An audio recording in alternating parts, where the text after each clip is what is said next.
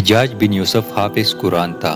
وہ تہجد کی ایک رکعت میں 100 سپاروں کی تلاوت کرتا تھا، باجماعت نماز پڑھتا تھا اور شراب و زنا سے دور بھاگتا تھا، لیکن انتہائی ظالم تھا۔ جب اس کی موت آئی تو انتہائی عبرتناک موت آئی۔ حضرت سعید بن جبیر رحمۃ اللہ علیہ فرماتے ہیں، جو کہ ایک تابعی بزرگ تھے، ایک دن ممبر پر بیٹھے ہوئے یہ الفاظ ادا کیے کہ حجاج ایک ظالم شخص ہے۔ ادھر جب حجاج کو پتہ چلا کہ آپ میرے بارے میں ایسا گمان کرتے ہیں تو آپ کو دربار میں بلایا اور پوچھا، کیا تم نے میرے بارے میں ایسی باتیں بولی ہے؟ تو آپ نے فرمایا، ہاں بالکل، تو ایک ظالم شخص ہے۔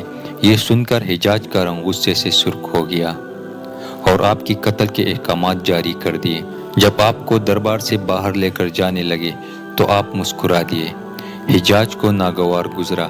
اس نے پوچھا، کیوں مسکراتے ہو؟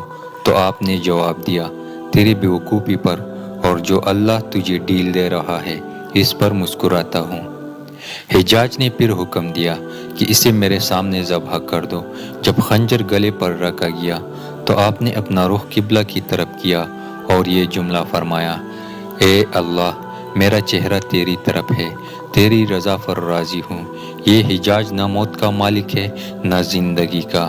جب حجاج نے یہ سنا تو بولا، اس کا رخ قبلہ کی طرف سے پھیر دو۔ جب یہ قبلہ سے رخ پھیرا تو آپ نے فرمایا، یا اللہ، رخ جدھر بھی ہو تو ہر جگہ موجود ہے، مشرق مغرب ہر طرف تیری حکمرانی ہے۔ میری دعا ہے کہ میرا قتل اس کا آخری ظلم ہو، میری بات اس کی کسی پر مسلط نہ فرمانا۔ جب آپ کی زبان سے یہ جملہ ادا ہوا، اس کے ساتھ ہی آپ کو قتل کر دیا گیا اور اتنا خون نکلا کہ دربار تر ہو گیا۔ ایک سمجھدار بندہ بولا کہ یہ اتنا خون تب نکلتا ہے جب کوئی خوشی سے مسکراتا ہوا اللہ کی رضا پر راضی ہو جاتا ہے۔ حجاج جب بھی سوتا، حضرت سعید بن جبیر اس کے خواب میں آ کر اس کا دامن پکڑ کر کہتے تھے کہ اے دشمن خدا، تو نے مجھے کیوں قتل کیا؟ میں نے تیرا کیا بگاڑا تھا؟ جواب میں حجاج کہتا تھا کہ مجھے اور سعید کو کیا ہو گیا ہے۔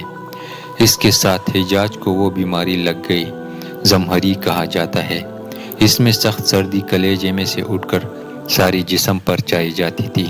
وہ کامتا تھا، آگ سے بری انگیٹیاں اس کے پاس لائی جاتی تھی اور اس قدر قریب رکھ دی جاتی تھی کہ اس کی کال جل جاتی تھی، مگر اسے احساس نہیں ہوتا۔ حکیموں کو دکھانے پر انہوں نے بتایا کہ پیٹ میں سرطان ہے۔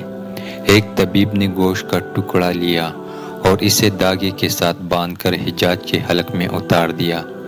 تھوڑی دیر بعد داغے کو کھینچا تو اس گوشت کے ٹکڑے کے ساتھ بہت عجیب نسل کی کیڑے چمٹے ہوئے تھے اور اتنی بدبو تھی جو پوری ایک مربع میل کے فاصلے پر پھیل گئی۔ درباری اٹھ کر بھاگ گئے، حکیم بھی بھاگنے لگا۔ حجاج بولا، اے حکیم، تو کدھر جا رہا ہے؟ علاج تو کر۔ حکیم بولا، تیری بیماری زمینی نہیں آسمانی ہے، اللہ سے پناہ مانگ۔ حجاج جب مادی تدبیروں سے مایوس ہو گیا تو اس نے حضرت حسن بصری رحمۃ اللہ علیہ کو بلوایا اور اس سے دعا کی درخواست کی۔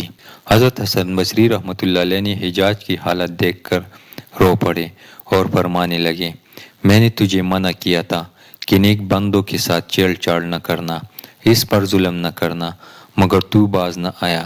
آج حجاج عبرت کا سبب بنا ہوا تھا۔ وہ اندر باہر سے جل رہا تھا، وہ اندر سے ٹوٹ پھوٹ چکا تھا۔ حضرت بن جبیر رضی اللہ تعالیٰ عنہ کے وفات کے 40 دن بعد حجاج کی بھی موت ہو گئی تھی۔